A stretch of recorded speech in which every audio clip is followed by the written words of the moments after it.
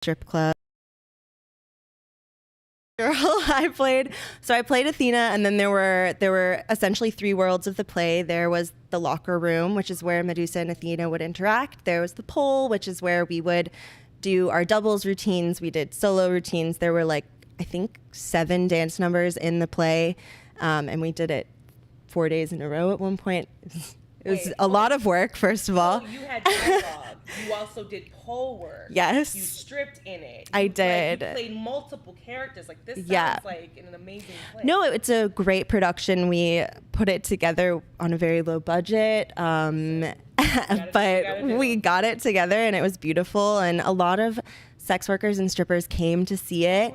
And it was beautiful to see the audiences interacting, because they would be audiences of, like, we call them civilians, and sex workers in the same space reacting to these, like, very raw, visceral scenes about the club, but also very funny and sweet moments. And, like, for those civilians, they get, like, a little peek behind the curtain. And then for the sex workers and the strippers in the audience, I feel like everything I heard is they felt very represented and they felt seen. And I loved being able to, like, do that for them. Oh my gosh, that's so amazing. Anyways, they are all our sons. So good. And hopefully you'll bring the play back, right? And we can see this. Keep your eyes peeled. Okay, I can't say too much, but it will be back. I really want to see it. Like, I tried desperately the last time, and Puerto Rican festival in Chicago just didn't let me, So, no, it had other plans for you. So, shout out to my Puerto Ricans. We love you. Shout out to Rick Dog, who is, my Puerto Rican. But anyways, no, but wonderful. And so I loved hearing, like, your background with theater, and I think that it's like it shows in your stage presence, like you have this aura about you. And so, what made you transition into, like, from theater work to being a stripper? Like, how did that happen? Oh my God. Honestly, it was just kind of the pandemic, and it was me not being happy in my civilian job, which was, I was a nanny for many years. Okay. Which I loved in a lot of ways, but You have to have so much patience. it's a lot of patience, and it became very intense and all-encompassing when the pandemic happened. I can imagine. It was crazy being a nanny in the pandemic, because the parents are in the house, you're in the house, the Oh kids my are in the house, you're all God. together, but you're doing your job, and, like, the Wow. world is blowing up on the outside, but you just have to, like, take care of those kids. Wow. So I was not happy in that job, and I needed a change, and I had just taken a couple pole lessons, and I was loving it. I got a pole, like, after my first pole That was me too. That was me literally, too. No, literally. got on my little computer and I said, I have no money, but I'm buying a pole. And I bought a very, very cheap $150 pole off of Amazon and put that back. Hey, it's never fallen on me. Okay? It hasn't. Nope. Well, shout out to that Amazon I'm just pole handy. I put it up real good. No, you literally did. Like, Abby, Xena, forgive me. No, you're good. Put up our poll earlier, or, like, was adjusting ours, and I was, like, so impressed. I was like, dude, you are really handy. Yeah, like, baby. literally. Okay, so basically the pandemic had you transition. Yeah. And so when that happened, like, how did you feel in that moment when you were like, okay, I went from, like, being on stage to kind of, like, this is a different type of stage, right? It's kind of it's the same stage but different, because now you're having to interact, and then, like, what do you want to disclose also, like, where you work at, or Sure. Y'all can know. Yeah, and then also, like, that environment, like, are you allowed, like, so what's the etiquette there in that sense? Like, Absolutely. Let's get into it. let's get talk into the it. Club. Let's go the club talk. Yeah. One of my favorite topics, honestly. So I had taken a couple pole classes, and I was really living for it. I knew I didn't want to nanny anymore. I had quit my nanny gig, and I was living off of my unemployment checks. And we're talking mid-2021 at this point. Oh, yes. I haven't done theater in a year and a half. I'm, like, dying for some type of, like, job or part of me to, like, get into that performance aspect, that, like, connection thing that I like about theater. A lot of it is, like, you're connecting with people, and I knew that I would enjoy that at the club as well. So I did a lot of research. I paid a stripper to have a phone call with her. Not a consultation. Yeah, girl, I got a consultation. I love this. So professional. I did. I got a consultation with a stripper who worked at the Admiral, who I had just been following on Instagram, and I liked her content, and I saw that she was doing that, and I was like, hey, can I can you tell me how this works? So I like paid her $50 for like a 20-minute phone call. She gave me audition advice. She gave me advice on how to talk to customers. She kind of told me how the world works. And then I reached out to like people that I knew that were working in clubs, because at this point I had been taking classes. So I knew a couple strippers, and they were like, Polecats is the place to go. Okay. Like, knowing who I am and like what type of vibe I like. All the clubs are different and they have their pros and cons. It kind of is like a personal fit thing. And I knew I was going to like Polecats from everything that I looked up. So I went there and I auditioned. Okay. And if you know anything about a strip club audition, it's not that hard, but it is scary, especially if it's your first time. You just go in there and they say, okay, take your top off and like walk around. And if they like you, I feel like it's a combo. If they like the way you look, if they like your attitude, if you seem confident and you seem like, I personally think some of it is like, are you willing to take your clothes off in front of people? Right. Because you might think you are, but then you get there and you're like, wait, actually, this is scary. And like, it was definitely scary at first. But that's all they want. And then they said, you're hired, baby. That is, thank you for breaking that down, honestly. Like, because I've auditioned too before at a strip club. Wait, can you tell me which club? I was in Australia. Oh, okay. Because I was just like, I'm in Australia. Like, I'll fuck, you know what I mean? Like, whatever, So I went to a strip club and I auditioned. They didn't hire me, but it's very that, It's so subjective. It's so random. It's so not about what you look like a lot of the time or how you dance. Like, it is what you look like, but it's what you look like compared to like what that manager is into that day, like it's interesting. So random. I love that you broke that down, because yes, it's like, and now that you broke it down, we're like, maybe in Australia, I just didn't have that, like, I'm telling you, I don't know. but like you literally, like, there's an aura about you. So I absolutely know why you were hired, like, right away. Because like, you just have that aura. I was not giving that aura in Australia. I was like, so I'm here to clock in, and like, I was giving, and I have a routine. Right. I was like, here's my resume. Like, I was like, a resume at the strip club. I was like, did you really bring a resume? I think I might. I don't know. Like, it was very like I was very that. I was very like, and then I was like, took my titty. I should have brought a resume. No, because showed up. They didn't hire me, girls. I was like, and then I took my titty. I was like, you like? And they were just like, no, girl, we're okay. But no, so funny. They were like, no, not my vibe. But no, but honestly, like, thank you for that, because I think that's something that, in a sense, like, civilians don't really think about, like, the dynamics of when you go and audition. And also, like, you could do this at several different clubs. And like in Chicago, like, I've had my friends that are like beautiful and have like, they're just gorgeous and like would fit the ideal, in a sense, typical stereotypical like stripper or whatever, but they didn't hire them. Like, I didn't get hired at Rick's. Really? Yeah, Rick's don't like me. Okay. But I've only gone one time and I only saw one manager. See, that's the thing. Who knows if I went in another day with a different person, like, would I get hired? I don't know. That's what was told to me too, is that it depends on how many, like, you can go numerous times. Like me, I'm very much like rejection's tough. So I just went to that one strip club and I was like, they don't want me. I'm not good enough. So like, I just stopped, you know what I mean? Whereas like, no, I'm with you. The hustler mentality is like, so what? You got to keep going. Yeah. And I feel like people that can do that, that's how you're going to make it in the industry, right? Like you have to have that mentality. I mean, you cannot have a soft skin around rejection at the strip club, because these men who look like a literal toenail will say, you're not my type. And I'm like, I'm not your are you blind?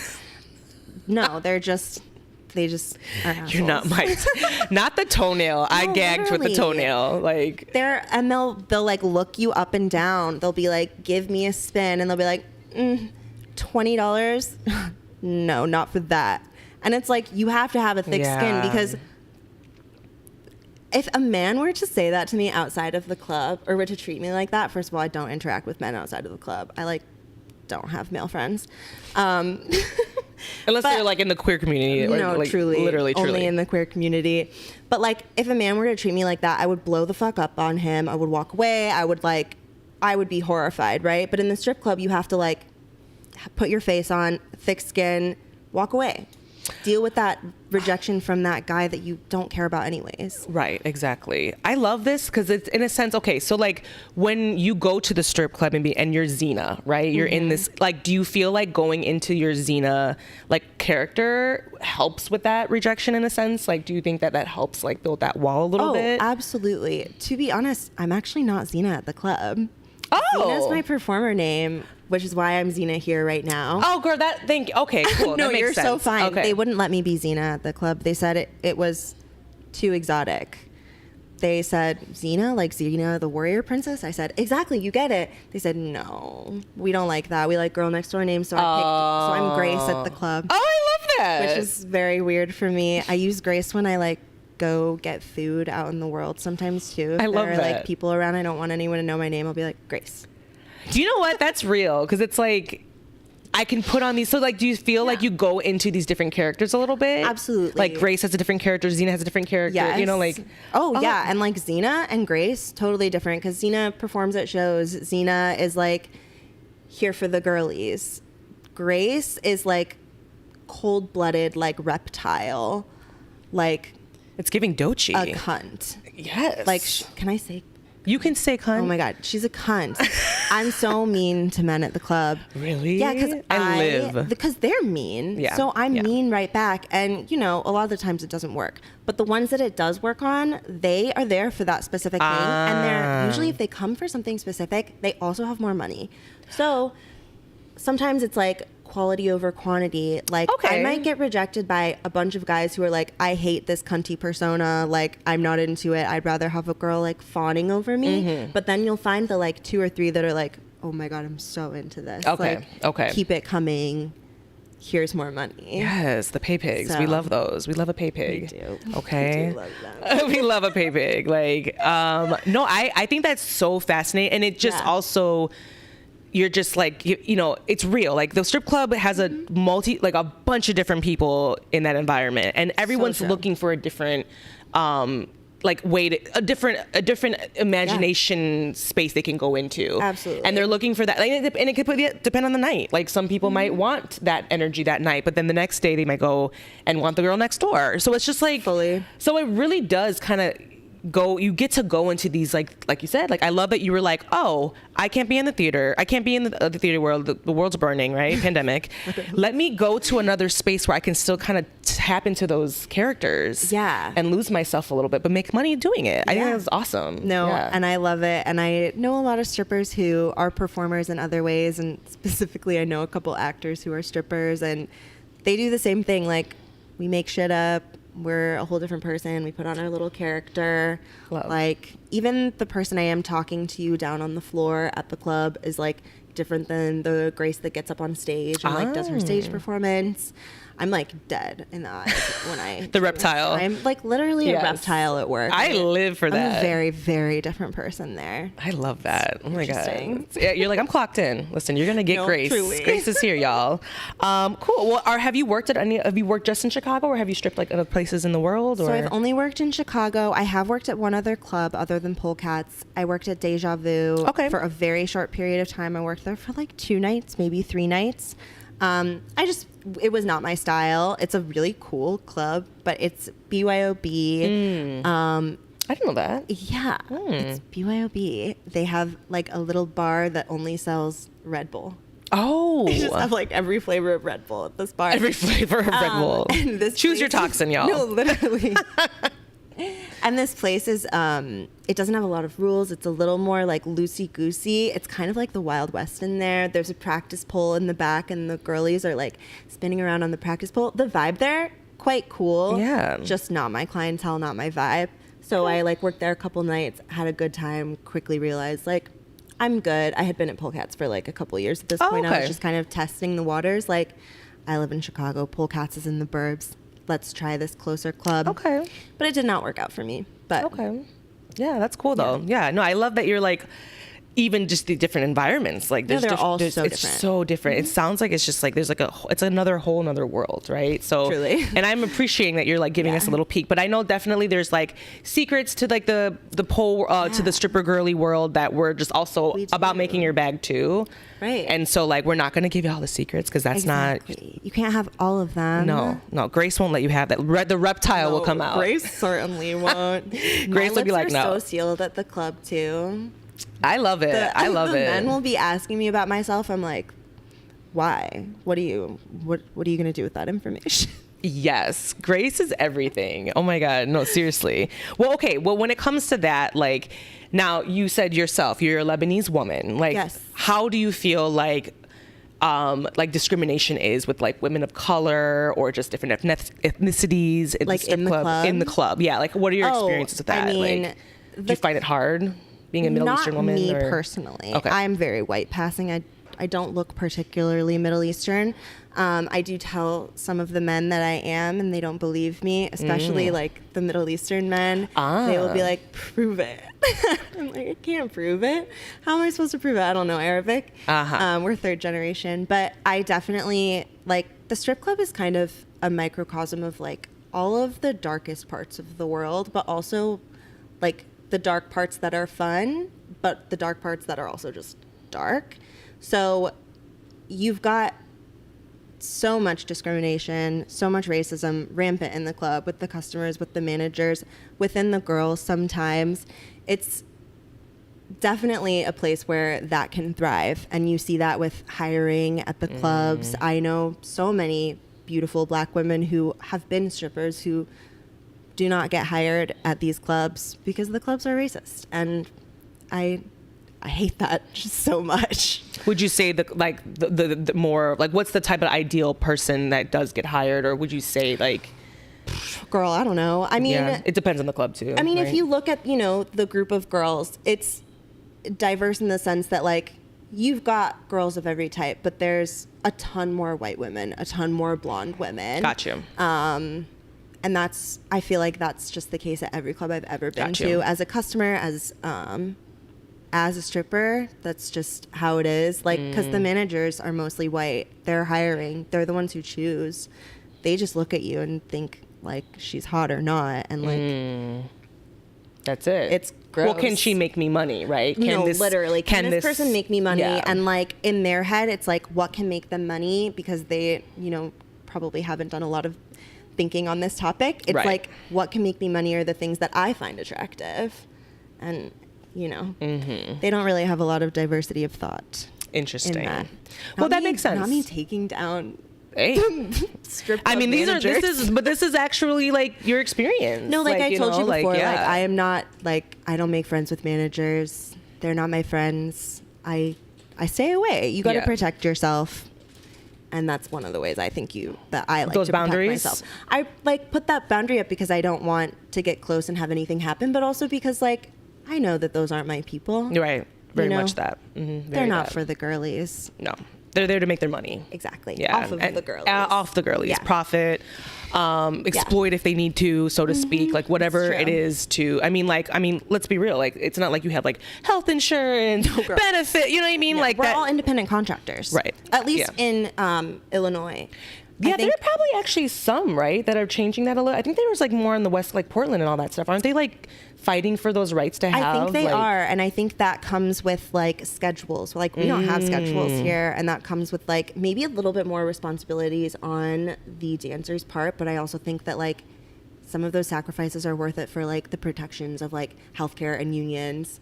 Like strippers hit me up. I would love to unionize in Illinois. Honestly, we need it. Oh, can you? That would be like especially sickening. now in this like, in this political climate. Like no one is safe, especially like the marginalized communities, and strippers are part of those. Like very much that. For our rights too. No, for 1,000%. I'm actually so happy you went this way in a sense because obviously we know in these like the politics right now, government is very scary. Right now, right?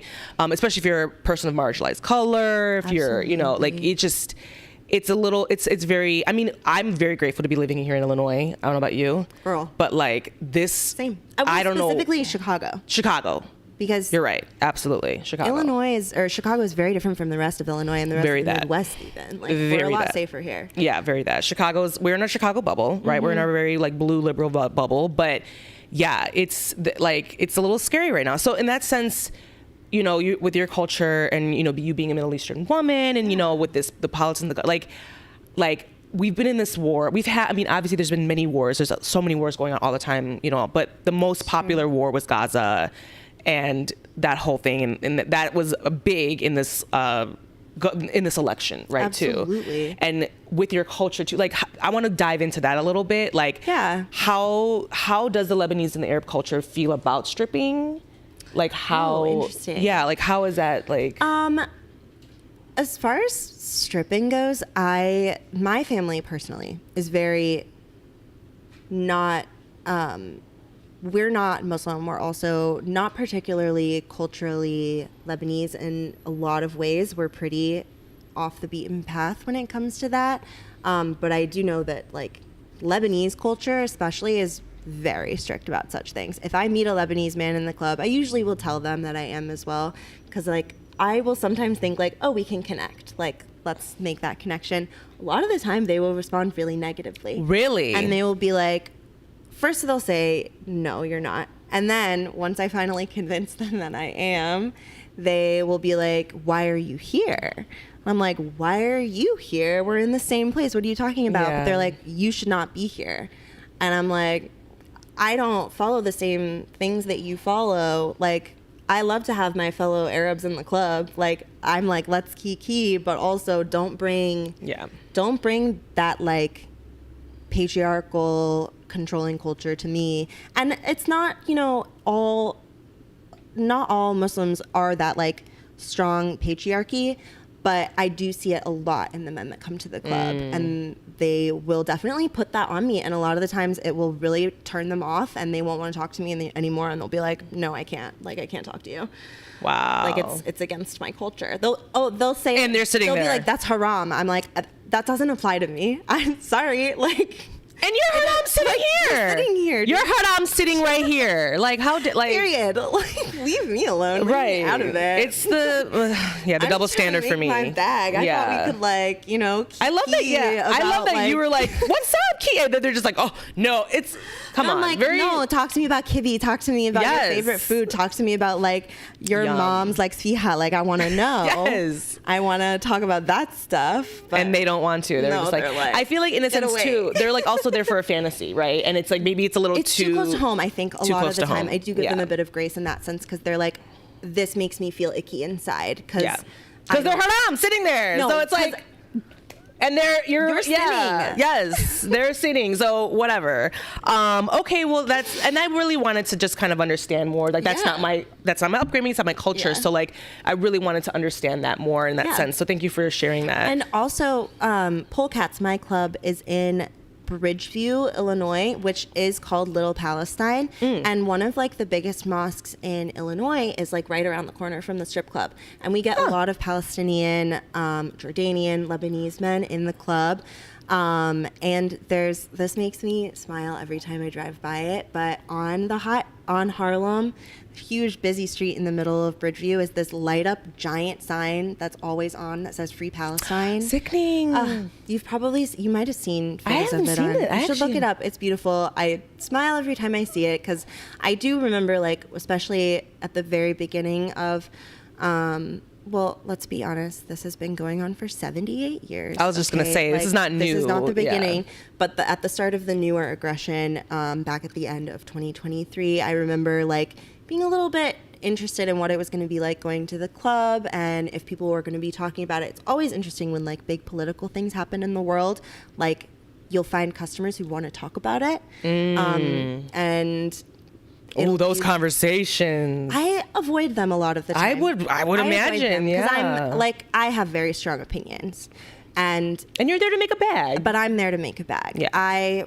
want to save those strong opinions and save like my feelings for places where they can do some good. I don't think I'm going to change the world at the strip club.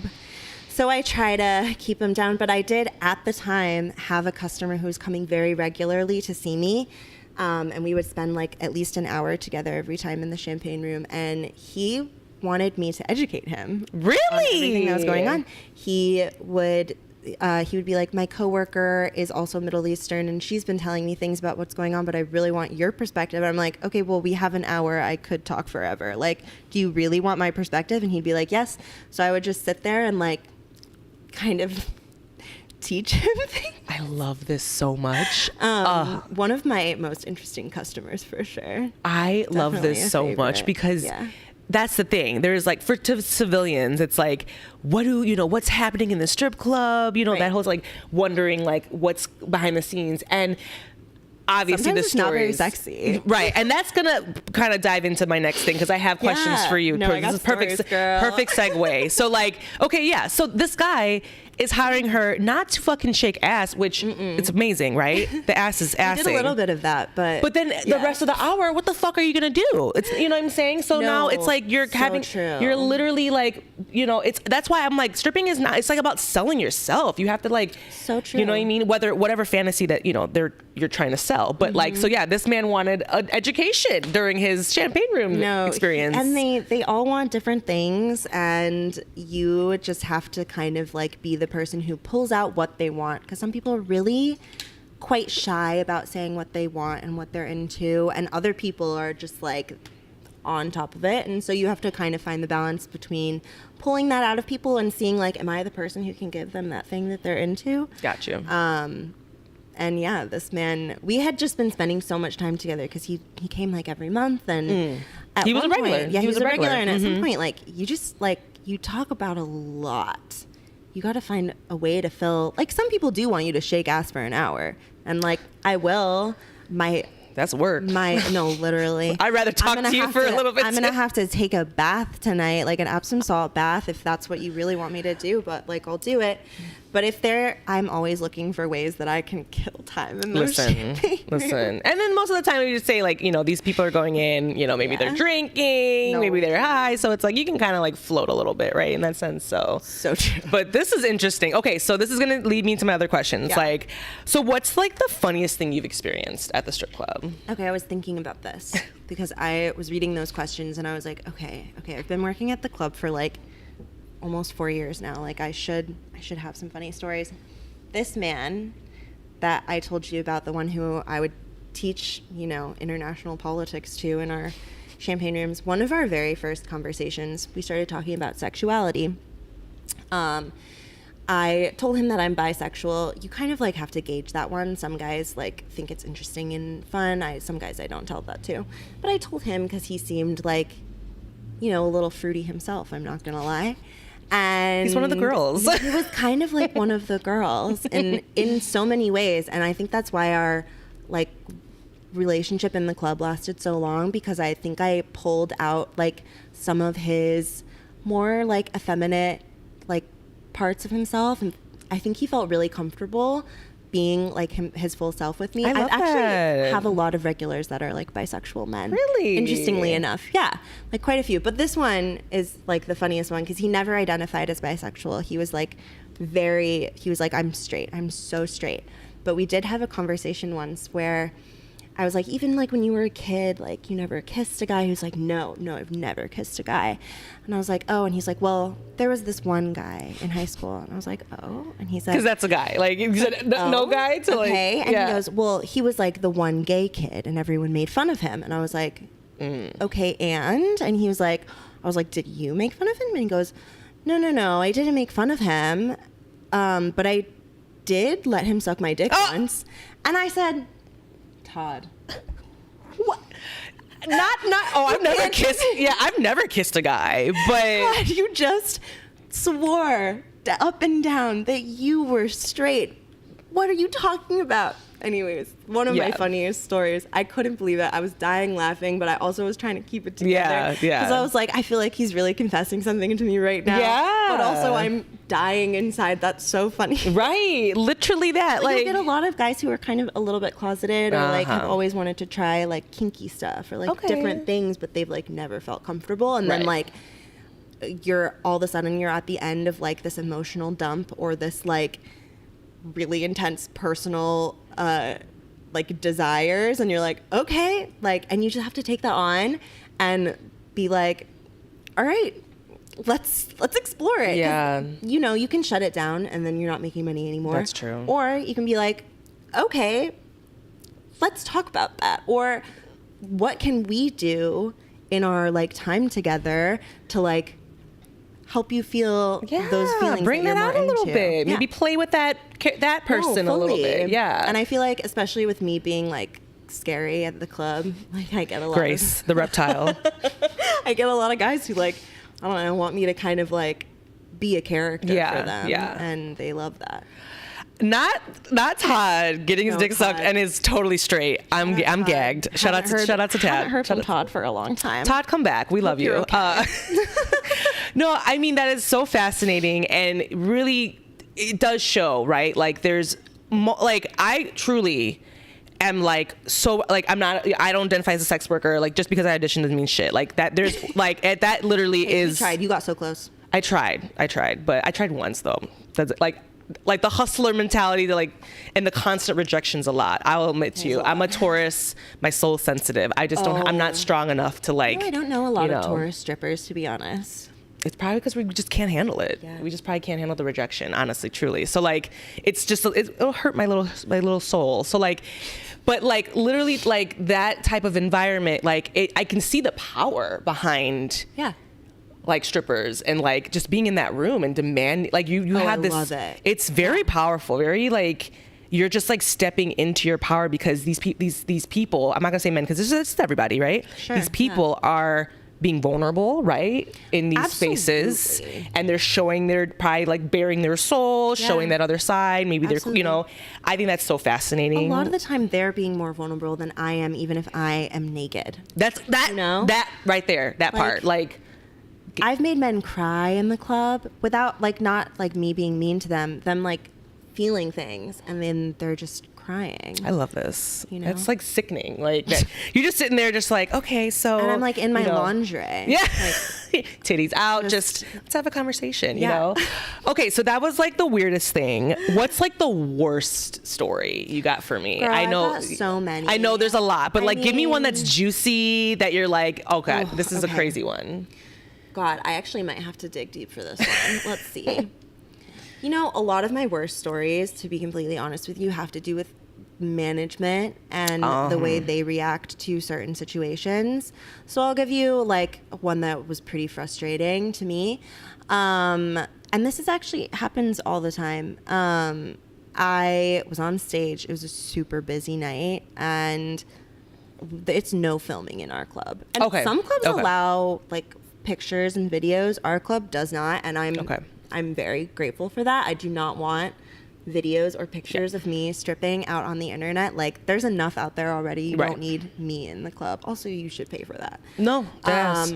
So they, will start filming while I'm on stage, and a lot of the time I will like crawl over to them and I'll be like, delete that right now. Like, while I'm on stage. Grace. I'll be like, you have to delete that right now. But I will also wave down a bouncer. I'll be like, get over here. Like, I'll like make a scene. I'll be like, I'm not Yeah. I'm not letting him get away with that shit. So I'll like make a scene. I'll be like, this man out now. And a lot of the time they'll give them a warning. They'll make them delete it. But this one particular time, this man was like a repeat offender. Okay. I had seen him filming girls all night. I had went up and talked to him twice. I talked to the bouncers once or twice. And I finally like went up to one of the bouncers and I was like, what the fuck are you doing letting this man in here? Yeah. This is so unpleasant and unsafe, and all of these girls are complaining to you. I got called into the manager's office that night, and they like sat me down and had a talking to me about like being too difficult. And I don't remember, I like black out when people are being mean to me. I can't remember it. Like, I zone out. I do remember just sitting there, and the way the office feels is it's a small office. You're sitting down. All of the managers are big dudes in black suits. Wow. And you're sitting there in your underwear.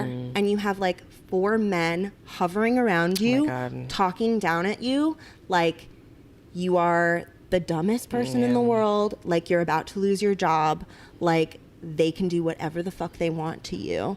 And this has only happened to me twice, where I've had managers kind of like come at me in that way. It was one of the scariest moments I would I've ever had at the imagine. strip club. And I was like, not only do I have to deal with this, all of you up here right now, but it's because I was trying to enforce a rule that keeps us all safe. Right. And it was like a big eye opener for me. It was like within my first year of stripping. Wow. And I like very shortly after that, like really stopped talking to management and just kind of like, I'm nice to them. Yeah. I'm pleasant.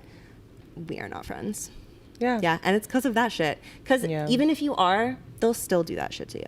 I mean, it's an intimidation tactic, Yeah. right? To like put you in your place, so to speak, Make you right? feel small, Make you feel literally. small, literally. They're wearing suits or big. It's And very I don't much feel that. small in these 8-inch heels, Oh. okay? If I'm standing up, I'm 6'2". Literally, Xena's a giant, like Amazon, gorgeous, like already tall herself. But then, like, yeah. So, like, for you to feel that way, I can't imagine. You know, with my short, like, thick 5'4" ass, I'll be like, I'll just start On crying. those heels, and I mean, anyone who we puts on gotta heels will put the become like heels an on. Ooh. I'm like, active flexibility. I'm like trying. I'm like, show them the heel. So okay, well, that sounds really scary, and I'm Yeah. sorry that you have to like Girl, experience it's okay. those moments, you know. But it sounds like you gotta, you know, it sounds like because it happens often, you know, you just kind of have, like you said, you get to shut down, go to a different character if you need to. You just have to learn know. your boundaries. You have to, and like, even though I went in kind of at a later age than most people would, I didn't start stripping until I was 25. And I thought I already had like a good head on my shoulders and like a plan for how to deal with everything. Like it's like baptism by fire in there. Like you either learn how to set boundaries, learn how to enforce those boundaries, or like bad shit's gonna happen. Get to eaten you. alive. Like, Yeah, you're gonna get eaten alive. Yeah. Absolutely. Well, okay, so that was the worst. Give me like, I love hearing these stories because I'm like, I want to hear like the good parts. You know, I'm a Yeah. very positive person. What's like the best night you've had stripping? Either you made a fucking ton of money, or you just had like every customer was a vibe. You just had so much fun. Like, I know you probably have many of those nights. But I do, honestly. Yeah. Like, that's the best part about stripping. We can talk about all the shitty things that happen because there's a million of them. But, like, the reason you keep doing it and the reason that it's, like, a little bit addicting is because there are such intense highs. Like, the money alone, I don't know if you've ever held, like, thousands of dollars of money, but, like, it does something to you. It's weird. There's like a Really? chemical reaction that happens in my brain when there's like a lot of money like around and on me. And I think a lot of strippers can probably I mean, say like the same getting thing. money thrown at you is amazing. You know That the feeling, like, when you're yeah. When I'm yeah. in shows too, like, because honestly, they make it rain more at shows in Chicago than they do at the strip clubs. So like, You that make more money at the feeling- strip club in like the champagne room. Yeah, rooms more and than dances. in dances as Yeah. opposed to the stage. Chicago or is podium. not a huge stage focused club scene. And how, real quick, how long is your stage sets, podium sets? 2 songs. 2 songs. Yeah. Okay. I always 6 like minutes. I like to always disclose that to the listeners Yeah. because I don't think you all know how physically taxing God. that is to I'm be up there doing the least. Girl, for 6 minutes, are you kidding me? 6 minutes straight. Like, I don't know about you, but put on 2 songs and dance constantly. Don't move, don't break. Tell me that's not the hardest fucking thing you've ever No, done. it's hard, and that is another learning curve. Like when I first went in, I was like going so hard, and I still sometimes have like a stage set where I've got like the adrenaline pumping and the money's flowing, and like I will go really hard, and then I'll feel it immediately. But you have to learn how to pace yourself. You have to learn like the moves that you can do that are low energy, but like high octane. I don't know, something that like the people like, but is not gonna. It's not too much It's on your not body. gonna, Yeah. like, ruin you for the night. Yeah, literally. You learn a lot of floor work, a lot of like rolling on the ground and shaking ass and like just bending your body into sexy positions. That's kind of my go-to, is just like twisting around I feel like to make a flexibility pretty shape. I don't know. Flexibility will be your friend at the strip club because Yeah. then if you can just like contort yourself and hold Oh my position, God. that looks so Well, like the girls good. that'll just like sit in the splits, they'll just sit in the splits and then they'll just like shake. That will do be the me. booty That will be isolations in me the because splits. I could just sit there and just be on break and be I like love those girls. the booty I isolations. love those girls. They're my favorite. I love to watch them on stage. I love to watch You're like, girls yes, on stage. bitch. I do too. No, it's so fun. It's so one of my fun. favorite parts of my job is like watching the girlies. Yes. Because they'll be eating it up there. Oh yeah, and you're just like, yes, sis, get it. I love it. What's the most amount of money you made in one night working? It was recent. Ah, yes, we love it. A week ago. Sickening. I don't know if I want to say the number, actually. Okay, that's fine too. That's fine too. I don't think I want to say the number, but Yeah. I will tell the story of it, and we'll Yeah. talk about it. Okay. It's a regular that I have with a friend of mine at the strip club. Okay. He comes in to see the both of us once a month, and he's always great money. We always spend somewhere between 3 to 5 hours in the champagne room, which, by the way, if you've ever done more than 1 hour in the champagne room, girl, oh my God. So he came in for his birthday recently, and Okay. my friend is probably going to watch this, and she's going to know exactly what I'm talking about. So, hey, girl.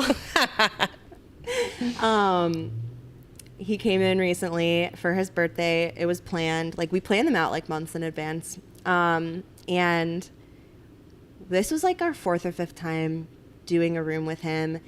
And they're always long. And hour 2, we're fucking lagging.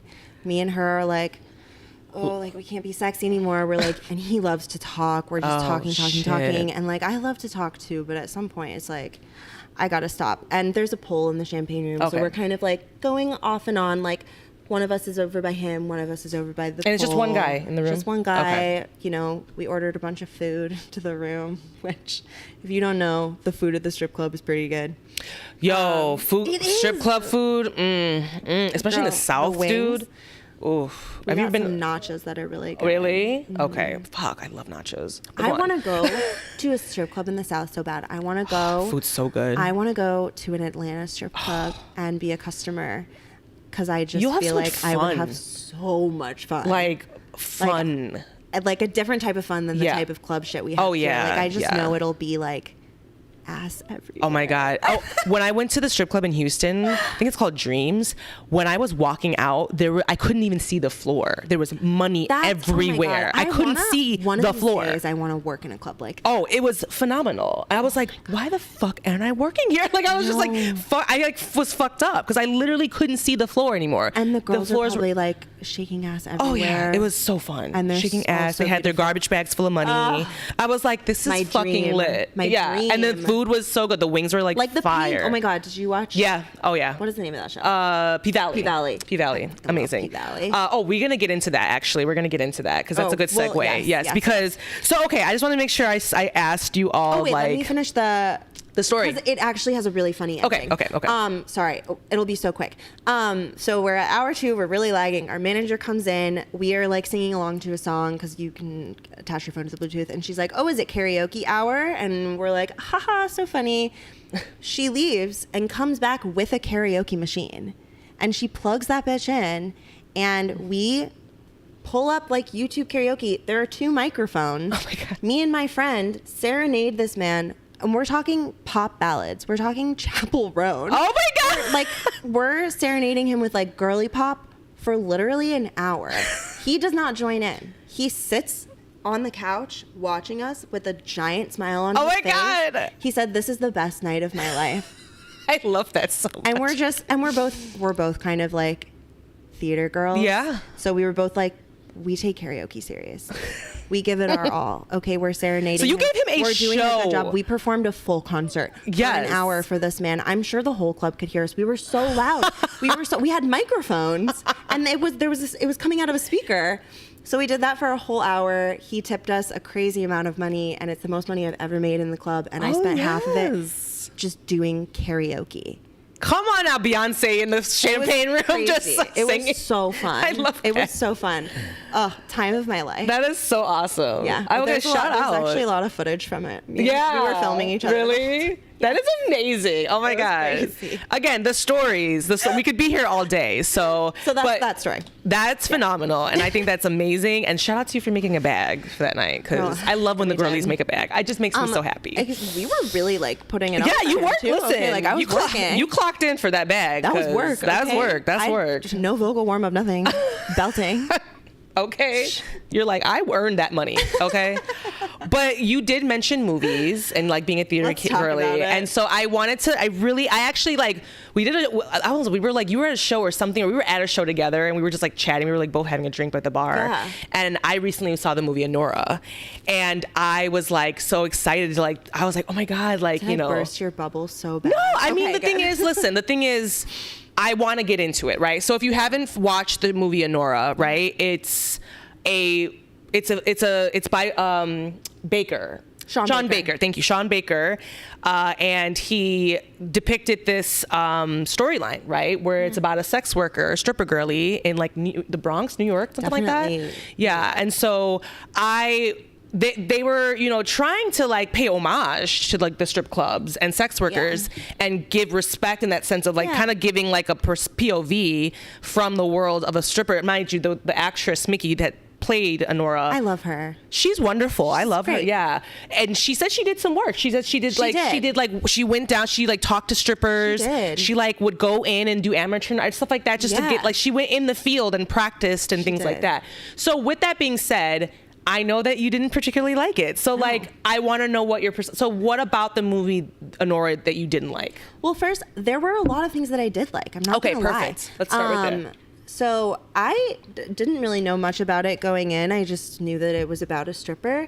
And then I had learned a little bit about Mikey Madison's like research that she did, and I was really excited about that. Is it Mikey or Mickey? Oh, I don't know. I don't know either. Sorry, girlie, if you are watching, but we love you down. We'll each say something different, so one of us gets it right. Exactly. So I had known about her research, and do you remember the opening sequence of the movie? So it's all these men with dancers sitting on their laps in the dance room, and it's like panning across. Yes. Okay, that I was like, oh, I'm in for a fucking treat. Okay. I loved it. So I did thought you it feel like that was I thought it accurate? was beautiful. The first like chunk of the movie where we're actually in the strip club, like I was like, I saw her research in her performance, in the cadence that she talked to the customers, the way she changed her voice, like her mannerisms. It was so like surreal to watch, because I've seen a lot of films about strippers and like movies and TV shows about strippers, and they always like are fun, but I feel like those shots and those beginning portions in particular, I was like, oh my God, I'm in the club. This is crazy. It was so good. The things that really bothered me about Anora was a lot of the writing. It was like once we got out of the club scene and we were learning more about Annie and what was that kid's name? The Russian guy, rich kid. the rich guy. Yeah, the when rich we were kid. learning more about them, we learned so much about him. And we learned so much about their relationship, but we learned nothing about her. That's actually very true. We didn't really know about her. Interiority was missing. We didn't learn about her friends, her family. You're right. It was like an archetype of a stripper, of like a woman who like does that job. And it was like all of the archetypes that we've already seen a million times. Got you.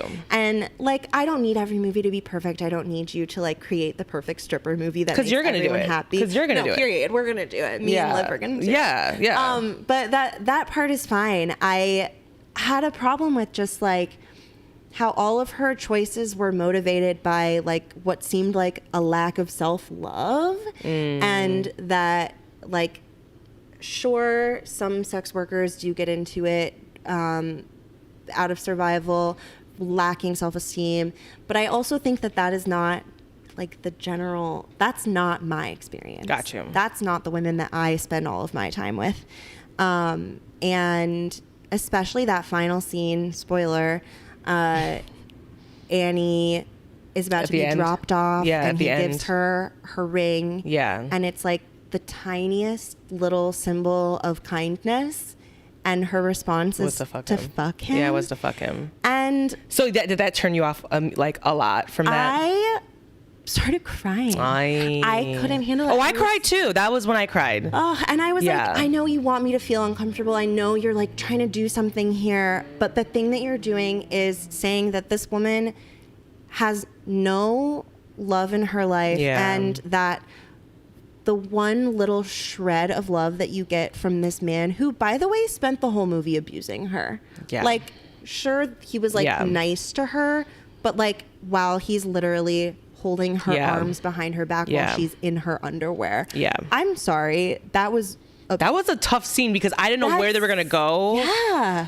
And so people were laughing in the theater. Girl, people were laughing because I think it came off so comedically. Like, isn't it funny? No, I had anxiety the whole time. I did too, and I was like looking around like, why? Because what the fuck is going on? I really thought it was gonna go really dark. Me too. I was really scared that this was gonna go really dark. What's crazy is it was already dark. Yeah. Like it could have gotten darker. The darkest. But what they already showed was so dark. For sure. And it was like, it had to be terrifying for her to be in her shoes, right? To be in this house, this elaborate rich kid's Russian rich kid's house. A t-shirt and underwear. Right. She's barely naked, right? And grabbing her. Right. And like restraining her. Right.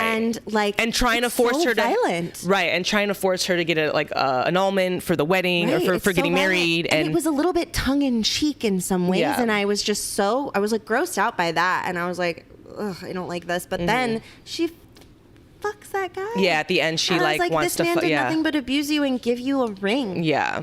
That's just money. Like, what do you mean?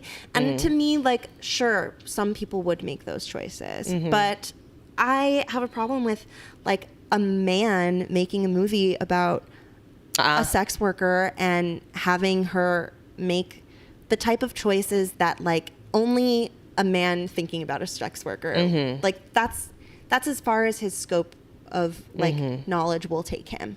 Like no diving into anything deeper. You know nothing about her, and it just was like so. The whole thing was just like so clearly from the male gaze in so many ways.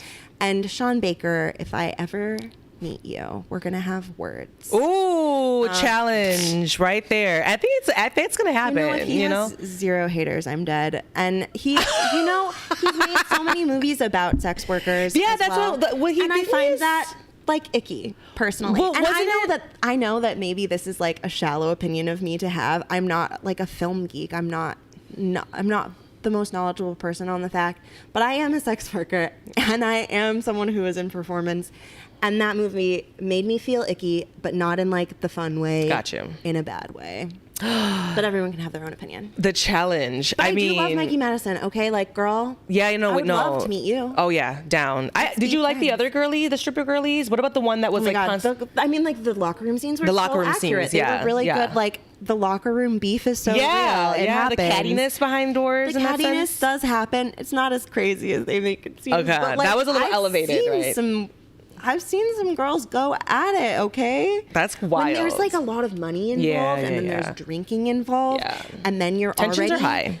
But you're also already in this environment where it's like behavior that would not be acceptable out in the rest of the world is already like more acceptable in the club. So then like it can get really escalated. Ooh, the juice. I don't participate. Grace does not. Watch. Maybe Grace does because the Grace is a reptile. But I thank watch you. From the corner, I go, ooh. You're like, ooh, drama. Okay. Thank you for sharing your take on Anora because honestly, I wanted to just.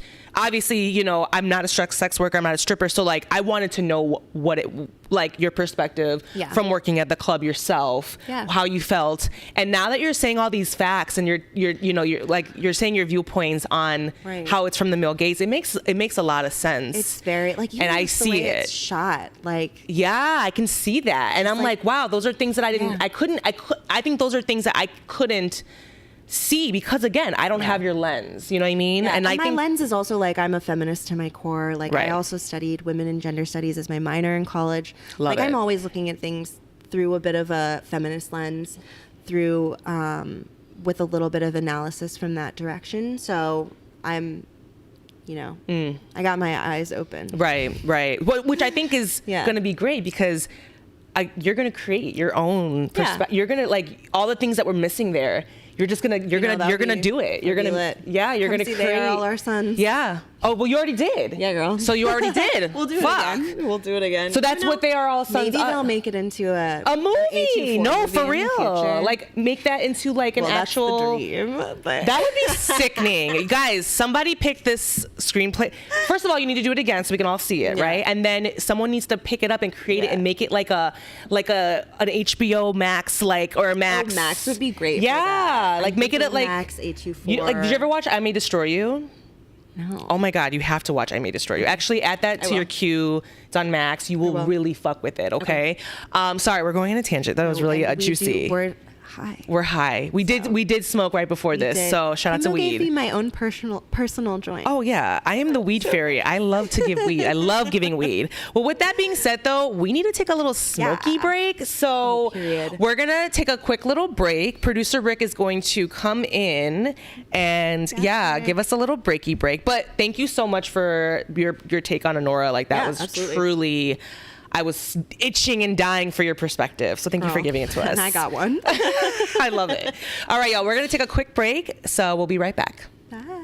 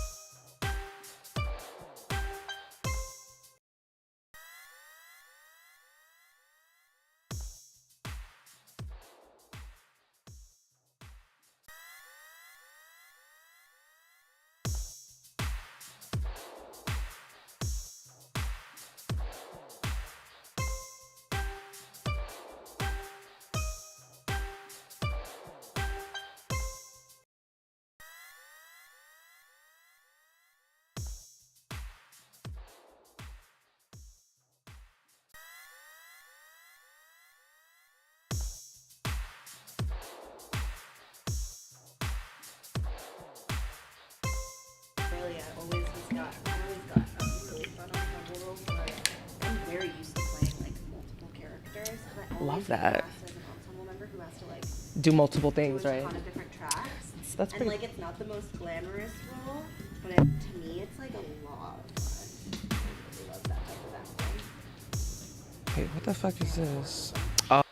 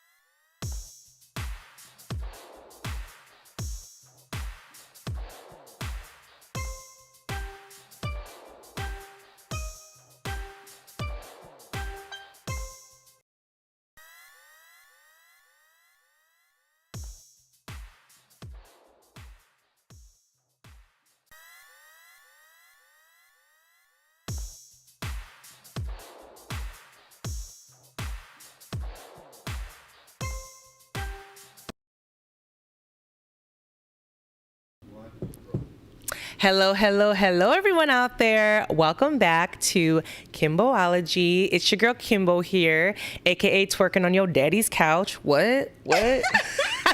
Bring AKAs back. No, there I'm are into times. them. They're so good. What would my AKA be? AKA. AKA Oh fuck! We need to give reptile.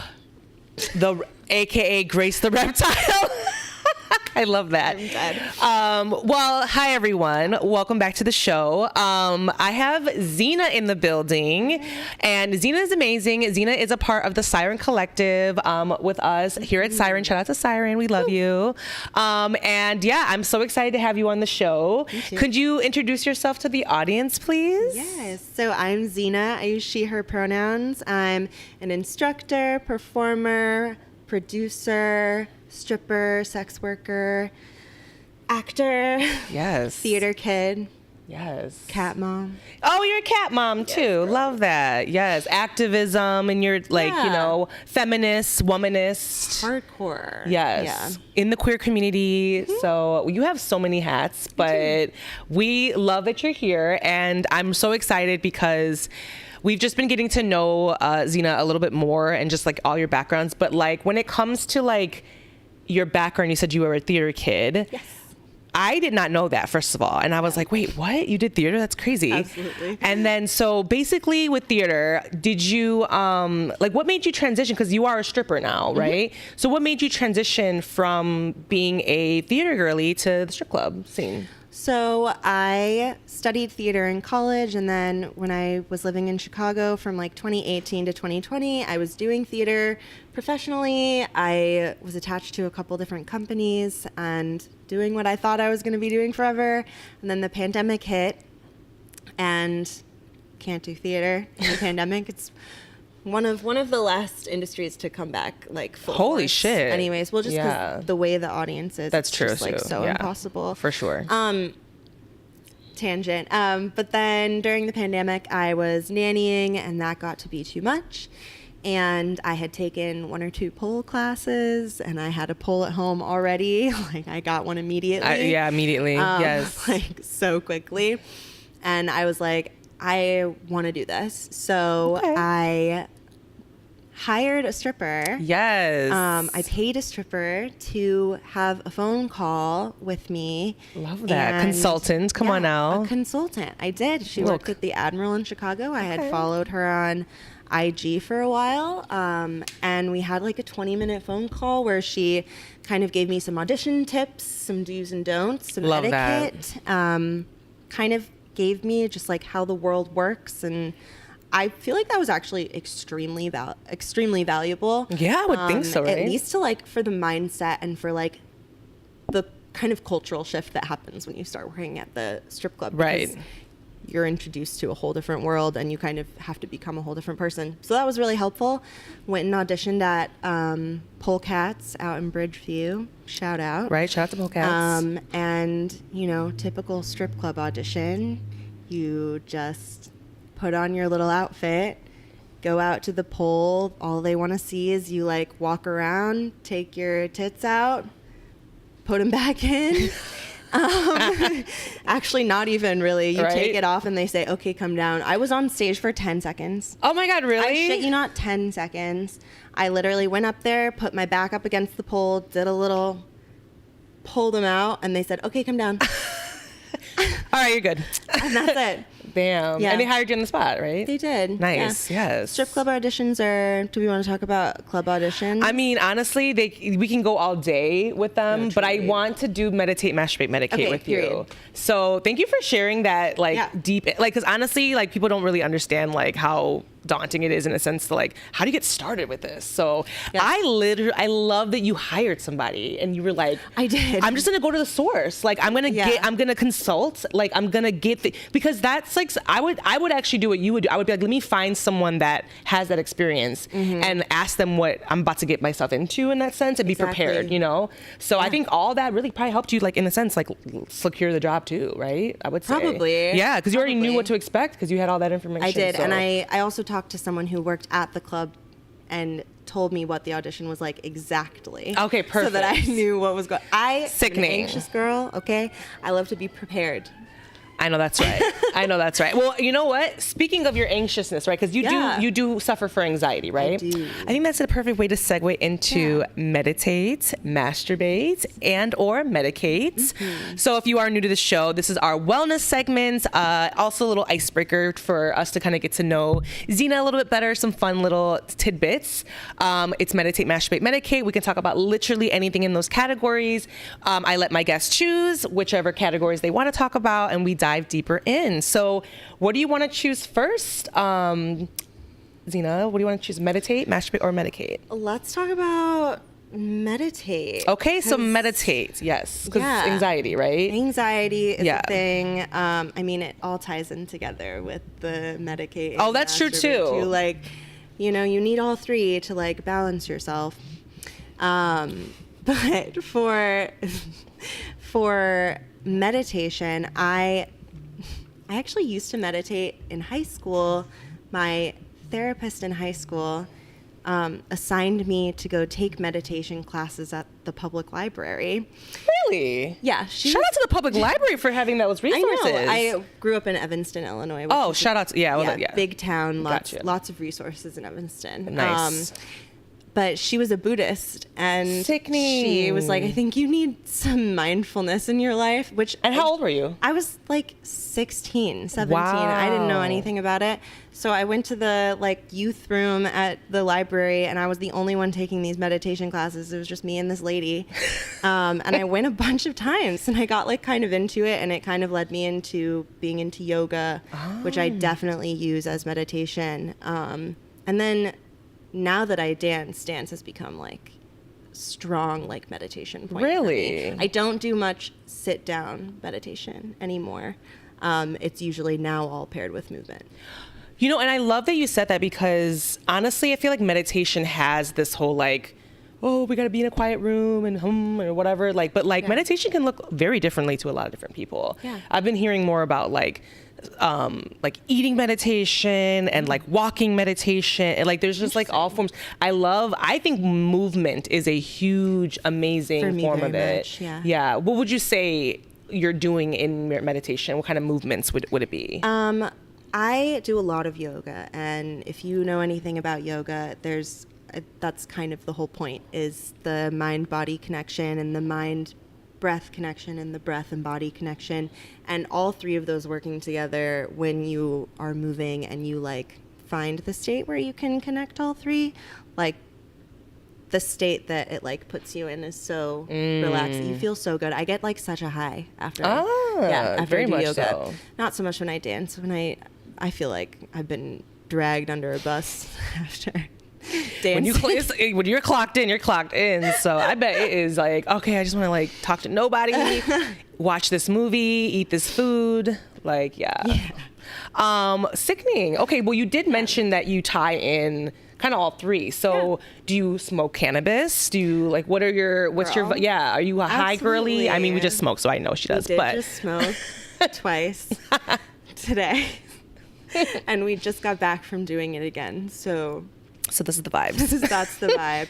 I do smoke. It helps me with my anxiety tenfold. I started doing it in college. Because in college I was even more high strung and even more anxious. Really? And so this is something you've been dealing with for a while. Yeah, for a very long time. Yeah. I used to get panic attacks back in college. I Really? don't get them anymore. I think it's because I smoke so much weed and because I'm no longer in a regimented, like structured place. I think the structure is really hard for me. And I know that it's also kind of good for me. So I like to put my own structure into my life, but when there's someone else imposing a structure onto it, I get very anxious and I do not function very well under it. Unless I'm in the theater, because then I'm just having a good time. Okay. But all that to say, I started smoking weed in college, and it immediately helped me. Wow. With my anxiety. What would you say is like your vibe? You know, are you doing a bong? Are you hitting a joint? Are you hitting a one hitter? Oh my God, I have a bong that I love. I have a bong It's too. a mini one. Oh, cute. Teensy. And it's black and not see-through, which I feel Hard like for is cleaning. Controversial. Hard for cleaning. Hard for cleaning, but also I don't have to think about it. It's none of my business what's happening in there. Every once in a while, I'll address it, but for the most part, I don't have to worry about that. address it. I don't have to worry about it. Okay, I can't see it. My mom bought it for me, and she has a matching white one. Not your mom with the matching bong. That's sickening. Yeah, so you very smoke with cute. your mommy? I do. Oh, that's sickening. It's a new thing. We haven't always done it. I was not like around weed as a kid. Okay. In like an inappropriate way, just to be clear.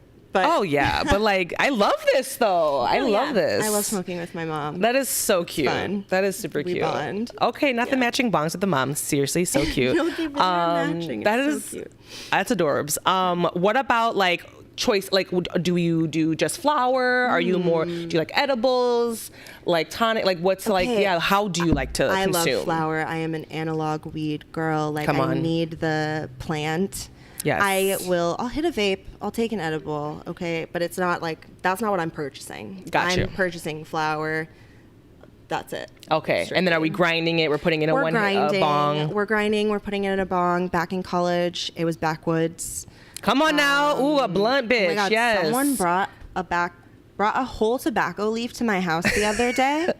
A full tobacco leaf. We're talking it's this Oh, long. shit. Did you know tobacco leaves were that big? No, girl. Well, actually, when I went to Cuba, we learned how to roll cigars a little bit. I took like one of those cute little. So they are big. Yeah, I take that big. back. They're pretty big. Yeah. And so he rolled us the biggest fucking blunt out of The this fuck? tobacco leaf.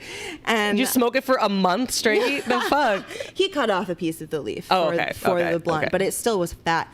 And that really brought me back to my college backwoods days. Yes. And a I little was throwback. Like, woo, the head rush from the woods is crazy. But that like there's Yeah. like a roughness for your throat a little bit with blunts for me. yeah, Like, I can't do it anymore. I can't do it no more. Every once in a while, like if you bring every it to my once in a house, while, yeah. If you bring it to my home, I'll smoke it. You're right. I'm gonna smoke that smoke blunt. anything. I'm gonna smoke that blunt. Have you ever dabbed before? Like, Oh my God, I used to. Yeah. That makes your tolerance super high, though. I know I didn't love it. I also don't like. I am a process girl. Like I love light. I'm a hemp wick girl. So I Oh, light the cute. hemp wick to Oh, light you're the a classy blunt. bitch. Yes. No, A little hemp wick. Okay. I do love a hemp wick, but so I love the process of smoking. Okay. That's probably why I mostly smoke flower, because it's like Yeah, you need have that- to do all of the little tactile things Yeah. before you get to smoke it, and I really enjoy that part. And with But I- dabbing, it's very like it's like high stress. it gives me it gives so like intense. it gives me crackish a little bit, which gives with the torch.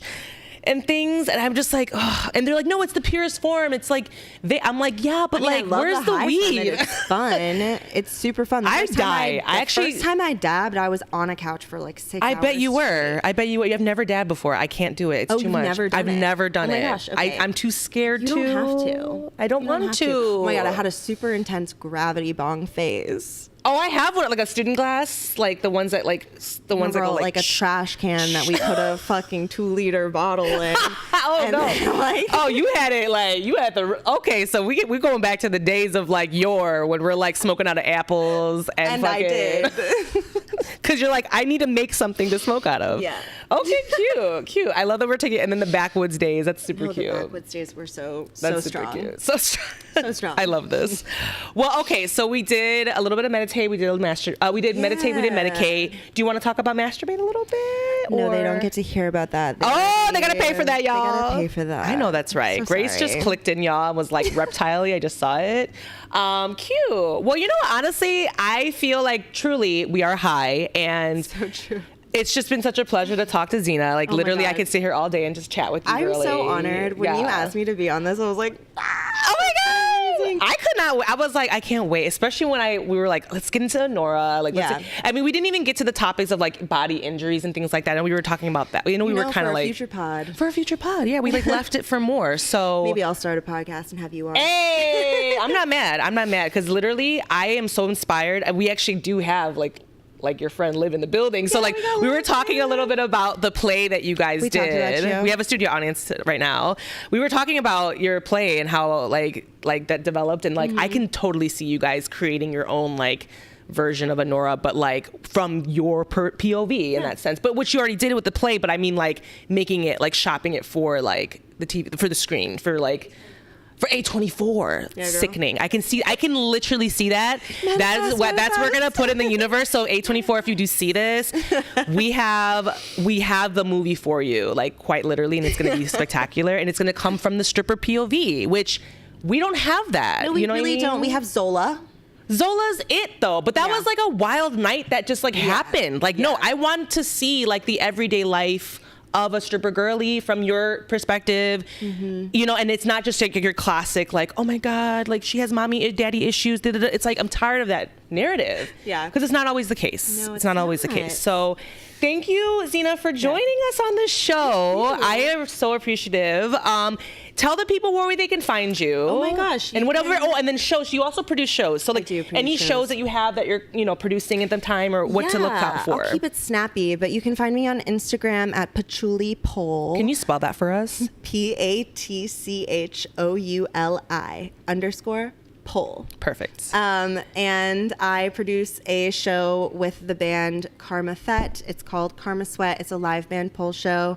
We don't know when the next one is, but we've been doing it every couple of months. It's such a vibe come through. It looks like a lot of fucking fun. We gotta have Kimbo at like that. At some point. I was like, the live band aspect is super fucking cool. It's really fun. Yeah. So we'll have to check out another. My show Instagram is where all of that happens. Perfect. So. And then soon we will hopefully see the play. What was the play name again? They Are All Our Sons. Yes. Keep an eye out for 2026. Perfect. Forgot what year it was. Yes. Oh my God. And then that will be exciting. And then, you know, soon to be an A24, you know, so whatever. Anyways, putting that out there. Yes, so thank you again for joining us. And yes, if you guys can always find KimbologyPodcast on Instagram, TikTok, we are on Twitch as well. So find us. Make sure you're following, subscribing for all future, you know, lives, so you can catch the lives. You can always ask the questions here while we're actually on the show. So we always like interact with us. We love that. So for next time, y'all, I'll see you next time. Bye, everyone. Bye. Heal. Heal.